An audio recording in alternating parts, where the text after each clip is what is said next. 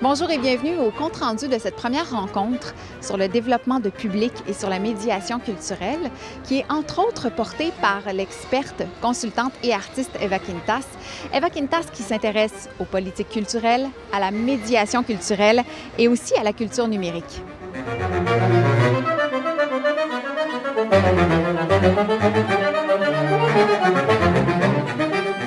Bien, je dirais qu'il y a certaines choses qui se confirment dans ce qu'Eva a dit, en particulier de quelle façon, pour moi, c'est un questionnement depuis le début, de quelle façon est-ce qu'on peut intégrer le public? Parce que le public ne va pas essayer de jouer du violon à la place du violoniste. Puis c'est ce que j'ai un petit peu de misère avec la médiation culturelle en général. Là. On essaie de faire en sorte que ce soit le public qui fasse la chose qui est faite par un expert, normalement. Je comprends ce que tu veux dire avec cette peur. Moi, je ne voudrais pas me faire dire comment composer ma pièce. C'est vrai, mais c'est pas ça que je pense que ça veut dire la médiation. La médiation amène à parler de la relation entre les producteurs de culture et ceux qui reçoivent la culture, les citoyens, l'autre. Alors, il y a toujours un peu deux choses qui se passent, c'est qu'on est troublé, on a peur de perdre notre identité personnelle comme créateur. Donc, j'entends cette crainte-là, mais en même temps, ça nous ouvre à des questions de sens, des questions philosophiques assez fondamentales sur quelle relation on a envie d'avoir avec nos concitoyens. Comment, après ça, faire essaimer ça en bas pour aller chercher l'amateur d'une façon qui va lui parler, c'est là que je te rencontre parce qu'il y a effectivement une expertise que peut-être je ne possède pas entièrement.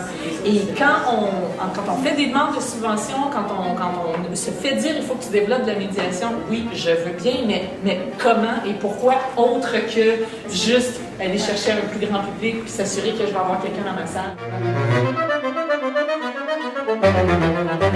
Bien, ce que j'ai aimé, c'était la définition ultra claire de la différence entre médiation culturelle et le développement du public. Madame Quintas a donné une explication ultra claire. C'est médiation culturelle, c'est le développement de l'être humain comme être humain.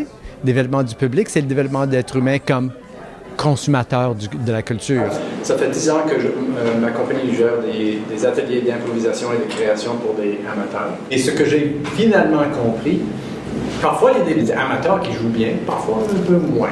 C'est pas grave. Ce qu'on partage, c'est pas le produit. Ce qu'on partage, c'est le processus. La médiation naît dans un contexte classique de transmission du savoir dans les bibliothèques, par exemple, dans les musées, où la mission, c'est de transmettre. On essaie de faire comprendre à la population, aux visiteurs, ce qu'est l'objet qu'on transmet. Dans la médiation par l'art, on va rejoindre d'autres objectifs, peut-être plus sociaux, qui sont plus l'éducation populaire. Donc, on se sert de l'art, de la pratique artistique, mais pour arriver à des finalités qui sont plus l'expression citoyenne. Mais au-delà de ça, comment le numérique peut nous aider là-dedans? Je réalise qu'effectivement, c'est là que je suis bloquée parce que mon public, comme beaucoup de votre public, la majorité est vieille et le numérique est loin d'eux. Donc, bref, je suis un peu dans tout ça.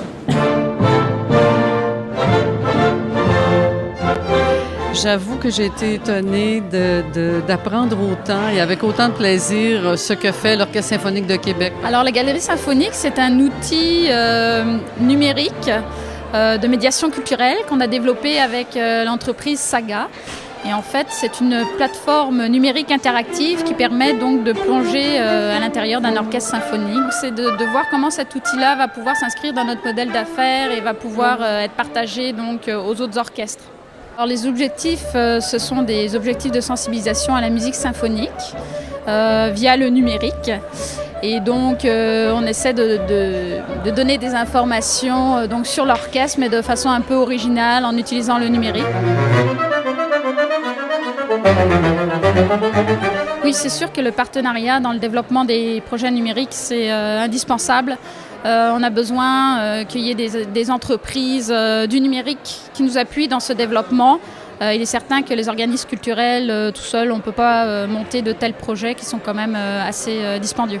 Et puis, à la fin de la rencontre, c'est le responsable à l'Orchestre symphonique de Montréal qui m'a contacté pour me dire « Ah, mais votre médiatrice, comment elle est? Est-ce que je peux la rencontrer puis faire des choses avec elle? » Donc, il y a ça qui est une voie d'action. Et je pense qu'on va, à travers les rencontres, vraiment multiplier des réseautages différents. Et peut-être découvrir des liens à développer largement. Parce que le comité réunit des décideurs, en fait. Ça, c'est intéressant. Que ce soit des compositeurs ou des administrateurs, c'est quand même des gens qui sont capables de prendre des décisions. Et ça, c'est très... c'est un bon facteur pour dire peut-être ça va finir avec des projets très concrets là, dans nos organismes. Nous espérons que ce compte-rendu nourrira vos propres réflexions dans vos champs de pratique. Et on vous donne rendez-vous pour la prochaine rencontre avec Xavier Roy sur la promotion. Ça va être exploré, mais la qualité principale sur le web en 2017, ça va rester probablement pour les 15 prochaines années, c'est l'authenticité.